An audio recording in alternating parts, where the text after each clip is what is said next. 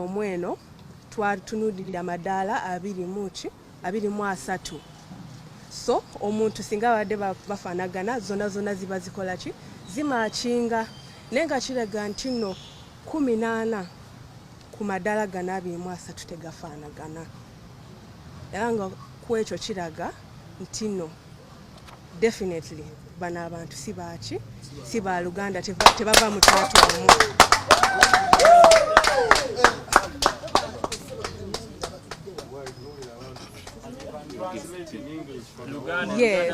Yes. In English, according to the order of 1st July, a DNA test was done to clarify whether Nsereko Muhammad is patrilineally related to Abdul Nsereko.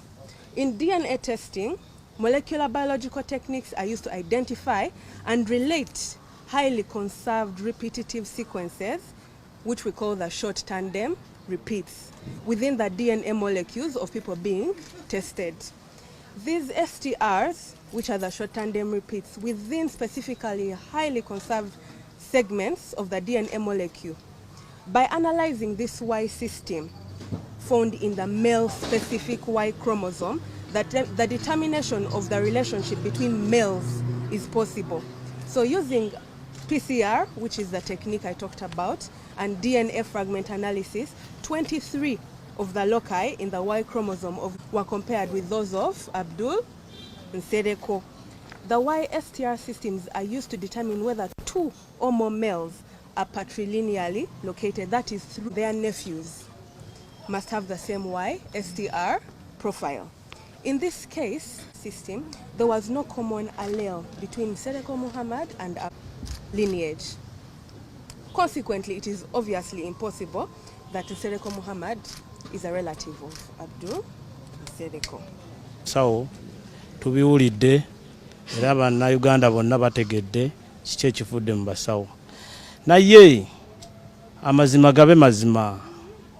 Twazze wano ejjo nga tulina amalwaliro 3 mwe tugenda kukeberera DNA. Honorable Nsereko yalonda amalwaliro aga 3 mwe tugenda okukeberera DNA. Nga tulina omukyala yagamba nti yesenga wange okumujjako DNA wamu nange ne Honorable Nsereko tekyalabise. Pastor nakkiriza nti kafune eddwaliro eddala famire lyetamanyi bamuwe ku sampo y'omusaayi. Sampo y'omusaayi agutwale famire gyetamanyi aguzze gugende okulaba nga gulina guno oba gusobola okufaanagana. Ekyo ne kigaana. Ekyokubiri, nze maama wange bwe yali aŋŋamba yaŋŋamuze Abdul Nsereko etaata teyaŋŋamba Honorable Nsereko ki. Muze Abdul Nsereko mulamu sawa zinakyali muki. Ne Honorable Nsereko bw'aba nga si mwana wa muzeeyi Abdul Nsereko nga gwe banjeko naye omusaayi ate nga muzeeyi mulamu. Lwaki muzeeyi tebakola ki? Tebamulese. Ono agamba muzeeyi wange DNA yakoleddwa olunaku lw'eggulo yabadde wa yabadde alina okuvaako omusaayi kuba sisobola kukkiriza nti ye famire yange nga baŋŋambye bugambi nti ye famire yo ne ŋŋenda nayo. Owulidde baba balina okumukebera omuse ne manya nti ye famire yange naye simanyi nti ye famire yange. Kakati nze nganze essaawa zino kye neemulugunyaamu kiri ekintu eki njagala muzeeyi Abdul Nsereko ajje bamuggyeko omusaayi. N'ono agamba nti ye taata wange oba omuntu wange yenna naye bamuggyeko omusaayi. Manye nti famire yange yeeno ddala. Naye gwe tosobolaga nti nze taata we. Owulidde? Nze taata we. Nga kituufu abantu tebategedde gwe taata oba si gwe taata we. Ndowooza bakikutte bulungi. Ngaze mu church nga claiminga nti famire ye ya Abdul Nsereko. Wabula nti side zombi ne banteekamu obwesigwa okubanga nina okunoonya amalwaliro. Weewaawo gabadde 3 naye twalabye nga cost ejja kuba y'amaanyi.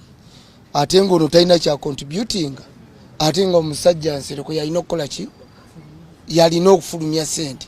Kati tuvudde tusooka okukozesa MBN eddwaliro lino ne bamuggyako omusaayi n'owekitiibwa naye ne bamuggyako omusaayi.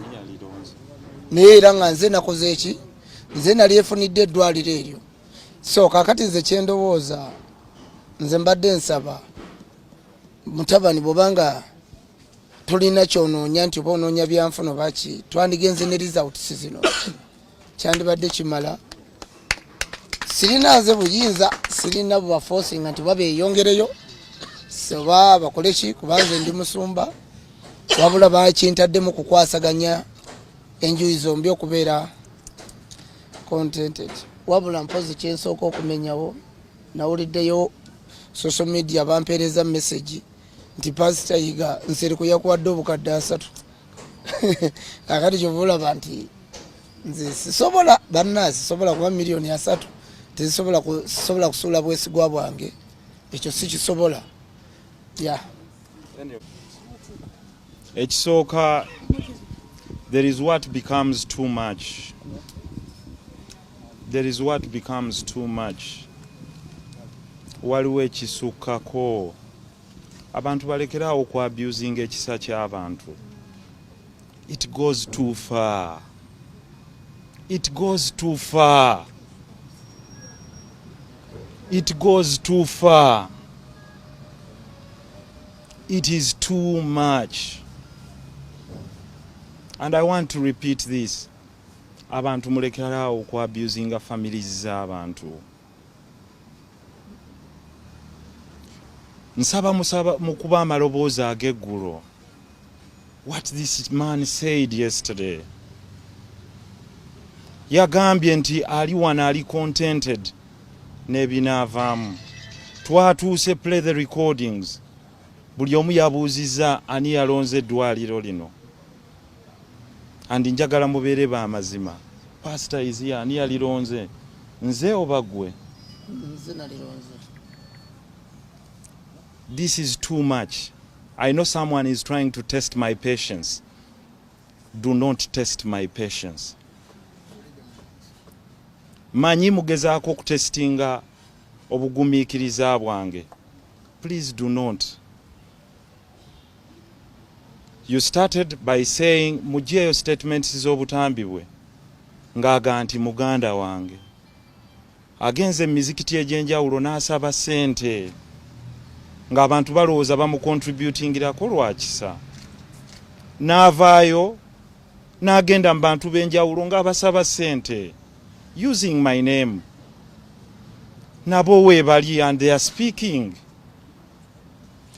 Teyavuddeawo kati alumbye churches. Bw'omubuuza national ID agamba tagiina. We must find out who is using this gentleman. Kati akyusa anoonya ani? Please mark these words clearly. Whosoever is helping you play this script, you may crack a joke, but you laugh alone.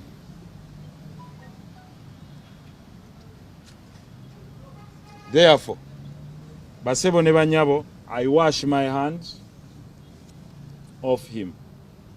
The rest of you are interested in the story for the purpose of the media and the entire world. The relatives are there. Bwe mumubuuza sebo yagamba nti alinayo omuntu yenna gw'amanyi. Can the relatives produce for you his photos ng'atudde nabo? Can they take you where the mom is gwe yagamba nti yafa?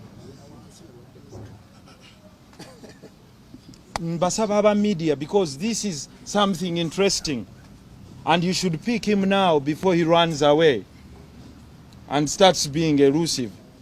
The relatives are there. He says the dad didn't come. He came yesterday, that gentleman. We had left. Let him bring you. You can search with Nira. Can you ask him his names again here? Ababuulira amanya ge yaregistaringa ku national ID. And you're going to extract it. Amanya bambita Nsereko. Wa registering amanya ki ku national ID. It's okay. Extract it in Nira.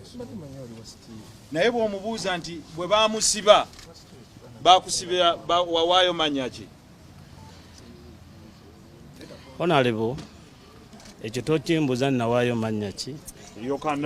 Mu byonna nze nganze kino kyonna nabadde nkisuubira. Kitegedde?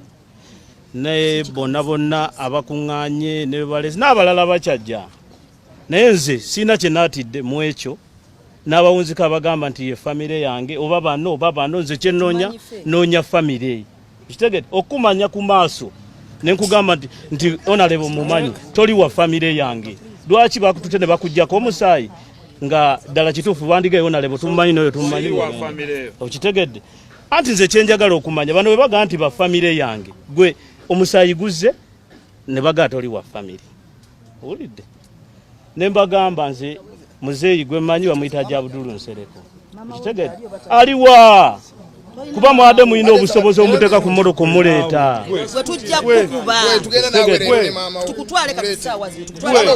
nze we muntwala wonna temuntiisatiisa gamba nti mujja kunkuba mujja kukola ki kiki munemesa okwogera kye nnina okwogera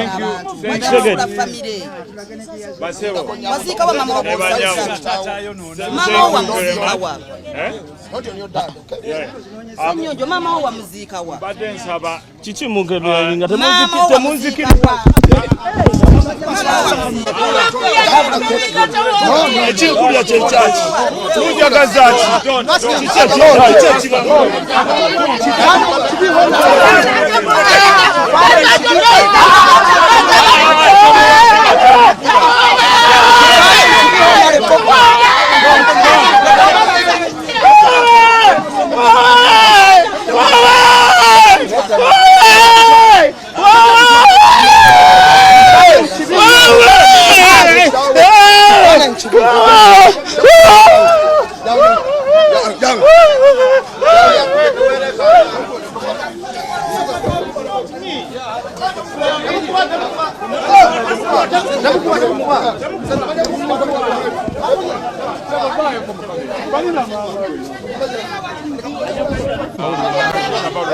It's not about reputation.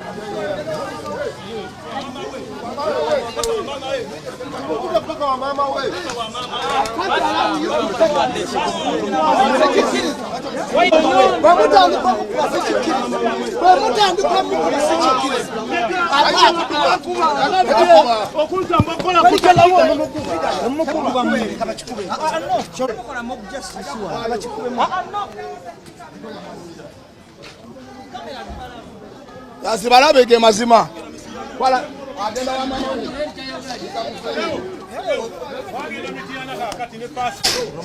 Mwana wa muganda wange jali mulwadde emityana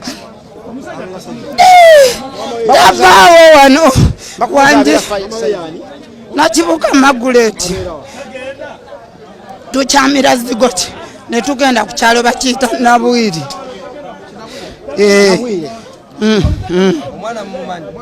tumanye Ssenyonjo Francis bannange tavaawo Ssenyonjo Francis eri baba agimanyi ne mama agimanyi ne muganda wange pulesa zamukuba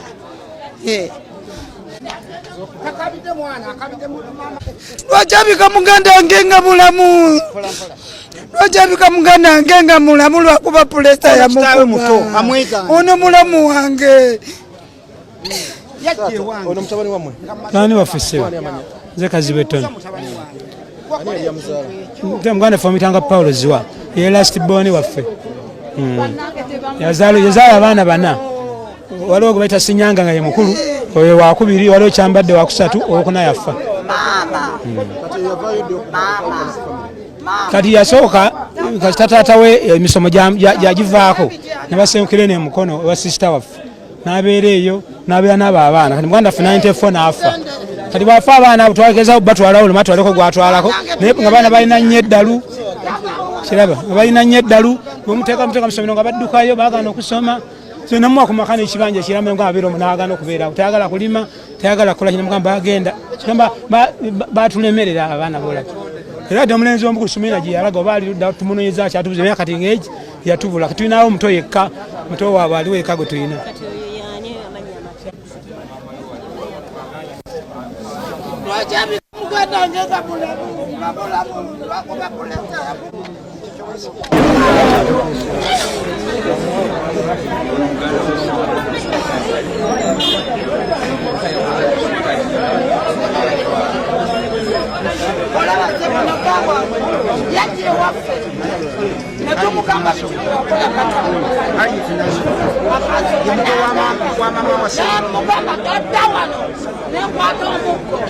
n'agamba nti ate maama wadde ne taata ono mungodye wano togenda okufuluma agenda kubaka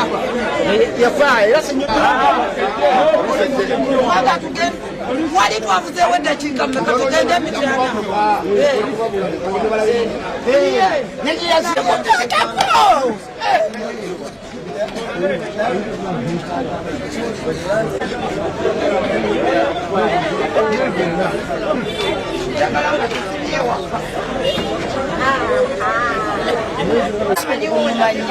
omwana oyo okugamba nti maama we yakola ki nti maama we yafa naye nga maama we wali mulamu Margaret Nakibuuka kitaawe ye yafa naye Margaret Nakibuuka wali mulamu era ali emmere oyo omwana tumumanyi nga Ssennyonjo muzzukulu wange mwana wa muwala wange okiwuliriza naye bwe yeefulasa tubeera bakambwe ennyo nze mane njala namutuga nga ndaba tukola ki atuswaza noonya ebyobugagga okiwuliriza nze amanya bamuta Josephine Namutebi nsanyusa okusinkana nze Mutebi nange